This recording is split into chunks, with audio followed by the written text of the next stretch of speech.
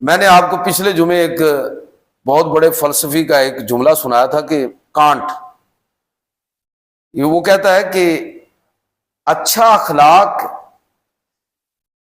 اچھے ارادے اور نیت کے بغیر اس کا کوئی وجود ممکن ہی نہیں ہے۔ اللہ کے نبی اس سے پہلے اس سے بڑی بات کہہ چکے، اس سے بھی زیادہ بات، انما الاعمال بالنیات، کہ یعنی یہ ایمان ہے نا، ایمان ہے جو آپ کے اعمال کو نکھار کے رکھ دے گا۔ تو لہٰذا پہلی چیز جو میں عرض کرنا چاہتا ہوں وہ یہ سمجھنا ضروری ہے کہ ایمان اور عمل صالح دونوں لازم و ملزوم ہیں۔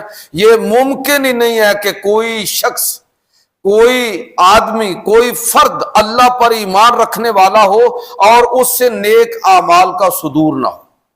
وہ اچھے اعمال کرے گا، اپنی فطرت اور عقل اور دین کے تقاضوں کے مطابق وہ نیک اعمال انجام دے گا۔ ہاں کہیں غلطی ہو سکتی ہے لیکن لوٹے گا واپس، پھر وہ غلطی سے رجوع کرے گا، توبہ کرے گا، اور اپنی جو روحانی پاکیزگی ہے اس کو ہمیشہ تر و تازہ رکھے گا ایمان اور عمل صالح کے ساتھ۔